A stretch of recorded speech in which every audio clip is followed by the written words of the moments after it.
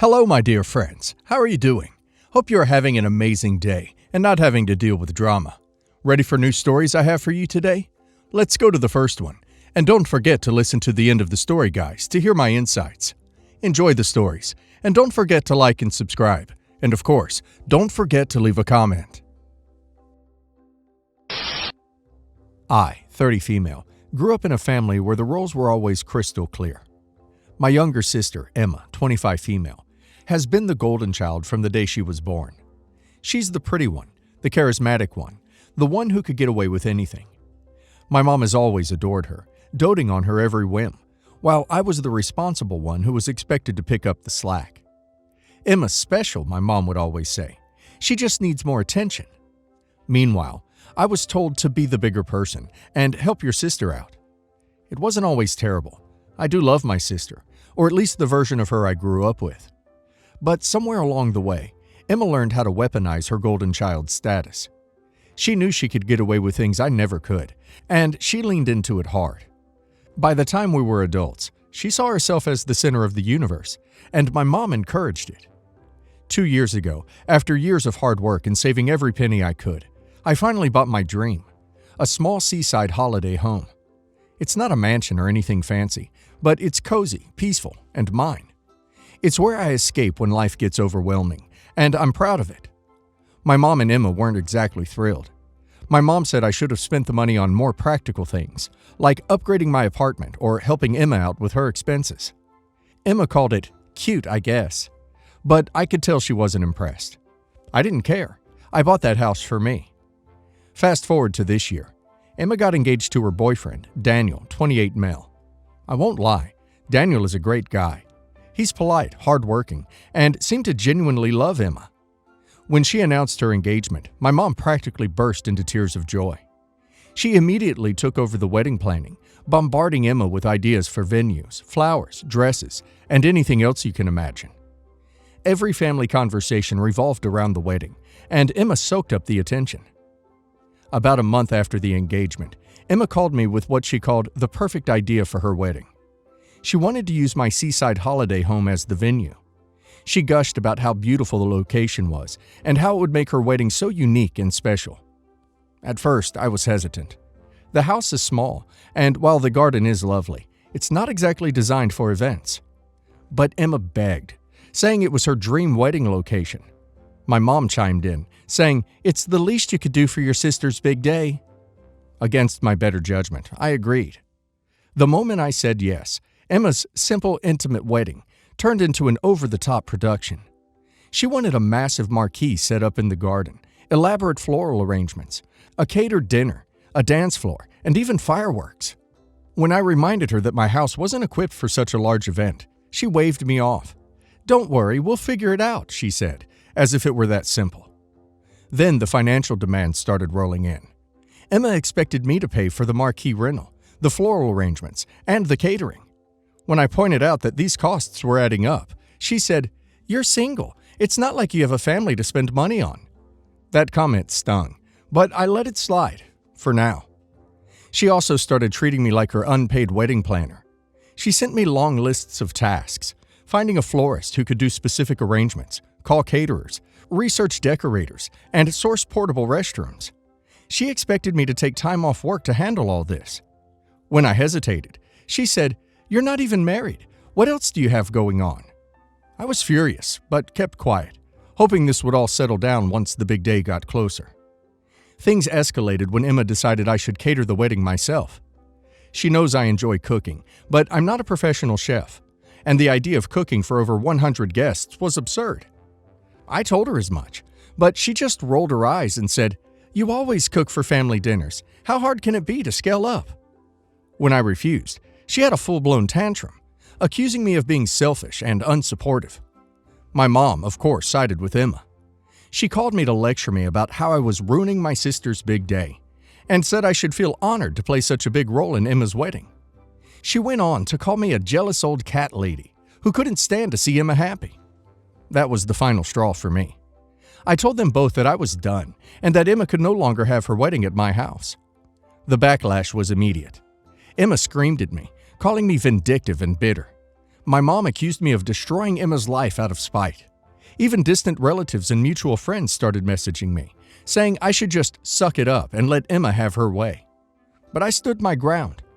I told them that I wasn't a servant or an ATM, and that they had no right to treat me like one. Emma's meltdown was legendary. With my house off the table, she scrambled to find a new venue. The stress only made her more unbearable.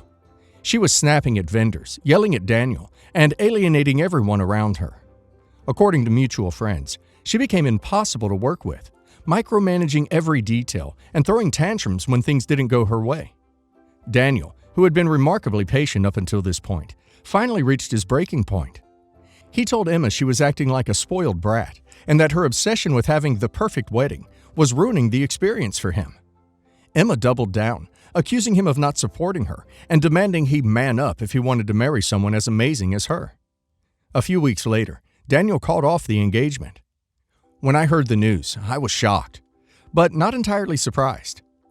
Emma's behavior had been spiraling out of control for months, and it was only a matter of time before Daniel had enough. My mom, of course, blamed me. She said that if I just let Emma have the wedding at my house, none of this would have happened. According to her, I'd ruined Emma's life out of jealousy and spite. I've since gone no contact with both Emma and my mom. My dad, who has always tried to stay neutral, has been trying to mediate, but I told him I'm done being the family scapegoat. Emma's entitlement and my mom's enabling behavior have been a toxic combination for years, and I'm finally putting my foot down. As for Emma, she's been posting dramatic stories on social media about how I sabotaged her wedding and destroyed her happiness. She's playing the victim to anyone who will listen, but most people who know the full story have sided with me. Even some of our relatives have reached out to say they're proud of me for standing up for myself. So, Reddit. Am I the a-hole for canceling my sister's wedding at my house and cutting off my mom and sister after the way they treated me? OP's sister sounds incredibly entitled, and OP's mom's favoritism is appalling. OP was already being generous by offering the holiday home, and they had the audacity to treat OP like their servant and wallet? Good for OP for standing up for herself. OP's mom's jealous cat lady comment is disgusting, and it's clear they don't value OP for anything other than what she can do for them. I hope OP enjoys the peace and quiet at her seaside sanctuary. She has earned it. And now let's hear the community's opinion. This is karma at its finest. Your sister's fiancé probably realized that if this is how she acts during wedding planning, marriage would have been a nightmare. You didn't ruin Emma's wedding. Emma did that all on her own with her entitled behavior. As for your mom, calling you names and siding with Emma is blatant favoritism, and you're absolutely right to cut them both off. Focus on yourself and enjoy your hard-earned holiday home. You're not the a-hole at all. Good for you for standing up for yourself.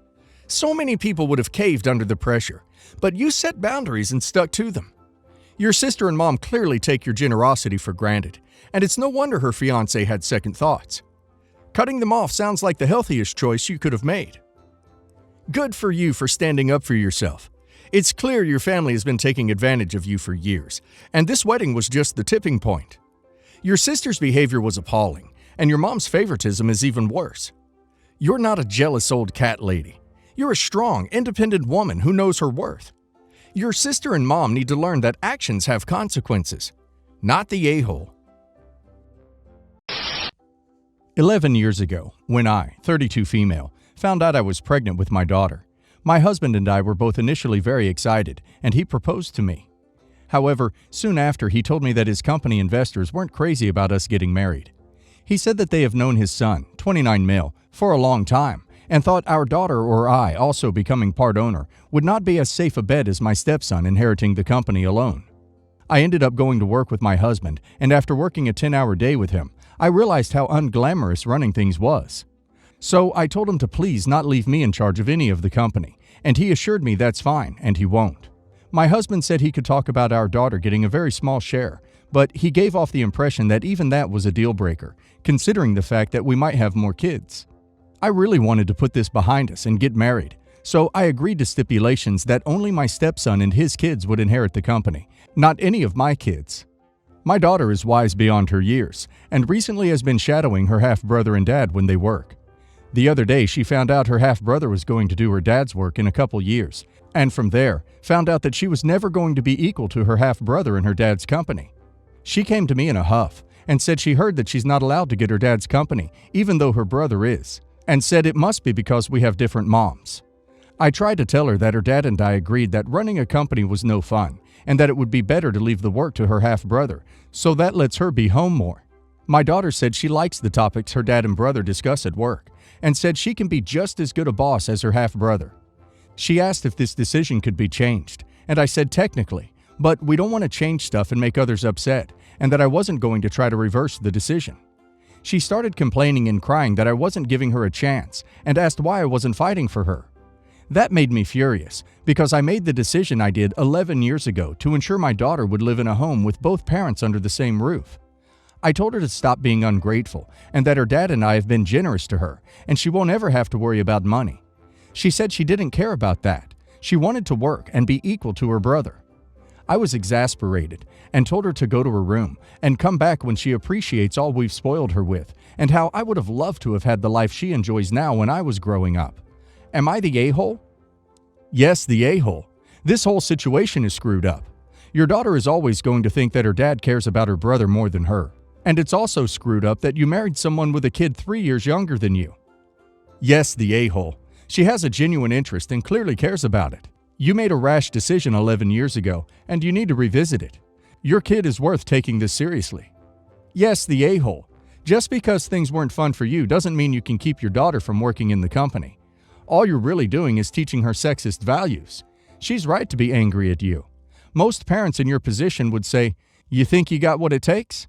Okay, if you can do such and such tasks, I'll give you more responsibility." You really handled the situation badly. My husband and I have a 5-year-old daughter and 10-month-old son. Being that we're both active duty, we've needed a nanny since the birth of our youngest. From the first couple weeks of his life to about a 6-month mark, we had a less than great experience with the young woman we initially hired to watch our kids. After going back and forth with her for weeks about payment and scheduling, she quit, and we had to scramble to find a new sitter. Luckily, our neighbors have a 20-year-old daughter that was more than willing to help us. My kids are in love with this girl, and I'd be lying if I said she wasn't a blessing to our family. I wanted someone who would love my kids as if they were her own, and she does that and then some. She's always more than willing to help out, even when I don't ask. During a conversation that we had recently, maybe 2 weeks ago, I mentioned that I don't produce much milk, which forces me to rely on donor milk to feed my son. She was very sympathetic and inquisitive about the situation, and I was happy to answer all of her questions while simultaneously thinking nothing of it. I have nanny cameras set up in the living room and in my bedroom that my husband and I can access at any time when we're not home, but never feel compelled to check for the simple fact that I trust my nanny. However, I was having a rough day yesterday and wanted to see what the little ones were up to, so I decided to pop in. My nanny was sitting on my bed rocking my son and attempting to breastfeed him. I almost felt sick. It seemed so inappropriate. I decided to wait until I got home to confront her about it, and when I asked, she was incredibly apologetic. She said she wanted to help me because of my milk production issues and never meant any harm. I'm torn because she's a great girl and my kids are so well taken care of, but now I'm concerned about what other things I've missed. I don't have many other options as far as nannies go, but I'm thinking about letting her go because of this. Would I be the a-hole? Edit. Currently going through my recordings from the past few weeks, and I'm noticing a trend. She unplugs the camera in my bedroom when she goes to put him down for naps, and plugs it back in when she leaves. I'm feeling pretty uneasy, and I plan on having a conversation with her tomorrow morning when she comes by. Edit 2. After reviewing our recordings, this wasn't the first time she attempted to breastfeed my son, among a few other questionable things, closing my daughter in the pantry, leaving my son in the backyard unattended, etc. Acting on a suggestion given to me by a few comments, I went through my room to see if anything was missing. A couple of my son's first outfits, first onesie, first Halloween costume, were gone, as well as a small blanket that belonged to my daughter, and a box of old baby clothes I was going to donate. These were returned to me by her father, minus the blanket, because she can't find it.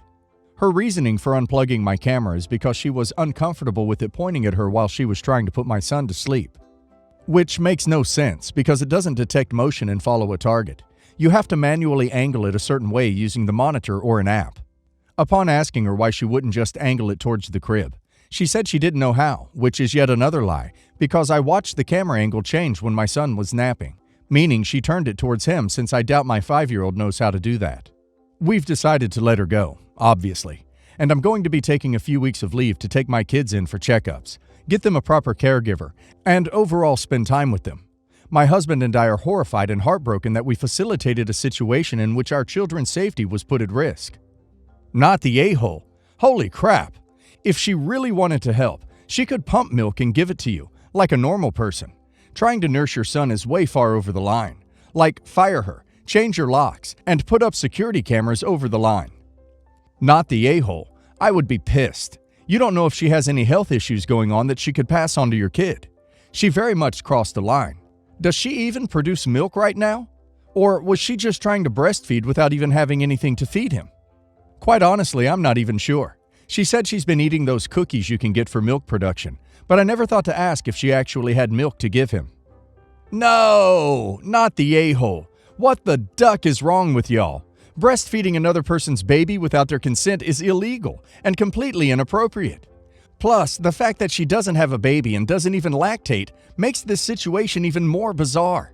I wouldn't want someone like that watching my kids. Who knows what other dumb stuff she would do? I left my purse on an airplane almost 2 months ago, and I had it shipped to my parents' house in case it arrived before I did.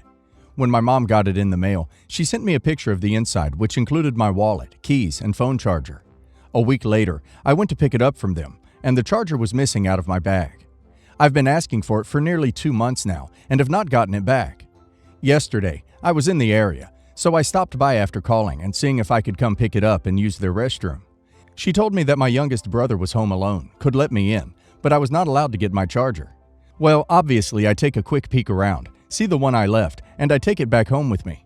What proceeded to happen felt so crazy. I get calls from both my mom and stepdad, my mom telling me she will never forgive me for this if I don't return it since they don't have enough, and my stepdad asking if I'm drunk or high because I must be on something for being so ridiculous and going into their house and stealing from them. He says I should have asked everyone in the family who took it and gotten it back from that person. The thing is, I already know that nobody would admit to taking it, so I didn't want to waste my breath and energy playing detective. My mom texted me a bit later, saying that my stepdad was in tears, that they need to take a break from me, and that she will go buy her own, but she is disappointed in me. I responded with, "I'm glad you're able to buy your own charger. I wasn't sure since you made such a big deal about me taking mine back." Her response was, "That's ridiculous that was your response. You have no care how much you have hurt, stepdad, nor myself. I'm embarrassed for your actions, but not surprised. I feel like I'm going crazy right now. It's my charger." My boyfriend and friends are saying that her whole text felt manipulative, and that they were using me as an outlet over their frustrations with another issue. My main problem is that my boyfriend shipped my 4-year anniversary present to their house, and it will be arriving in the next few days. My apartment has had packages stolen before, and I'd never had an issue with getting packages from my parents before, so I didn't think much of it at the time. I already know that if I ask them for it, they will use this charger issue as an excuse to hold on to my gift and wait for an apology and possibly for me to return my charger. I feel like I'm definitely not the a-hole, but the way they have reacted to this whole situation makes me feel like I'm going crazy. It's a charger. Go buy your own. Anyways, what should I do if they keep my package and refuse until I apologize and give back my charger? Update. So my package ended up arriving at my parents' house before I could get to it. I knew I would have to reach out and apologize and give them my charger if I wanted to get it. So I texted my mom basically just saying I was sorry for being apathetic and hurting them.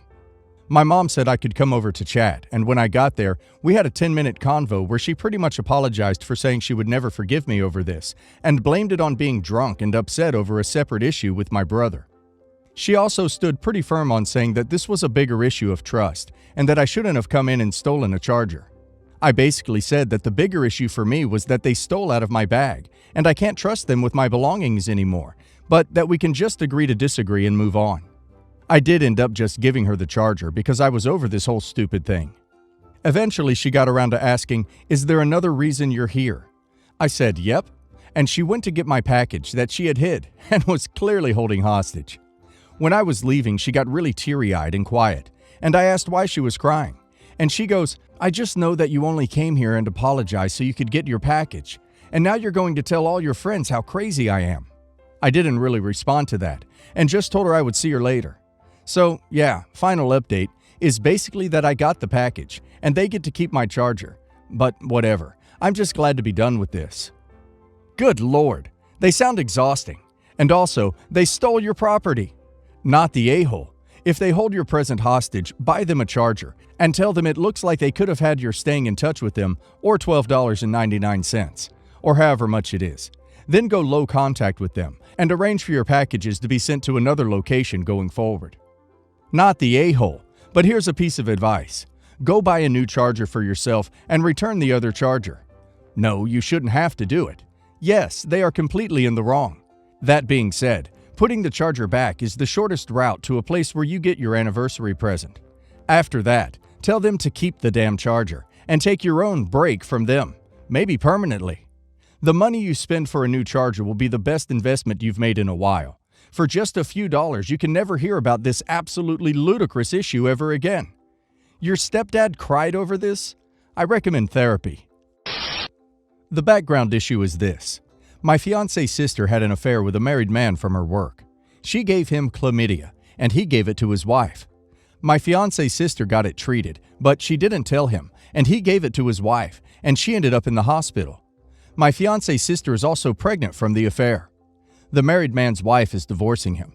She is suing my fiancé's sister for something called alienating affections because she had an affair with a man she knew was married.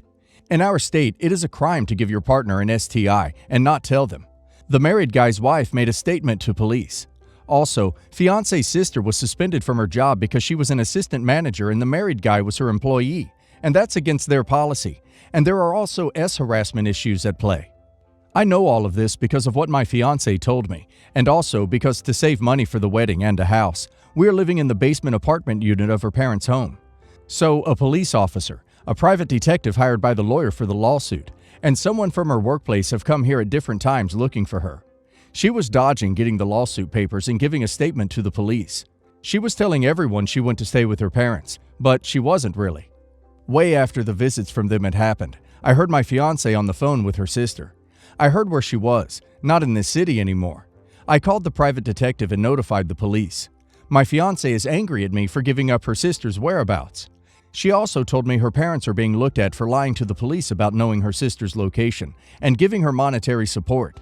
I have no idea about what her parents told the police. I only know they wanted to talk to her.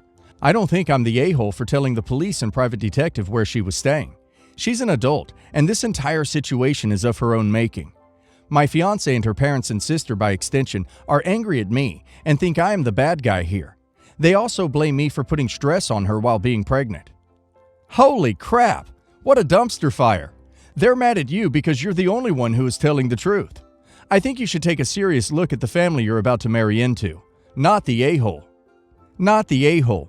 She gave an STD to someone and should be punished for it. This is the consequence of her decision. Also, take note how your fiancé deals with this. Her views on infidelity is somewhat concerning. Everyone sucks here. Her situation makes her 100% the a-hole. But it is also neither our or your business to decide what happens with that. Going out of your way to listen into private phone conversations so you can turn around and turn her in, full well knowing your fiancé and their family were hiding her. I personally don't agree with their approach, but it's their family.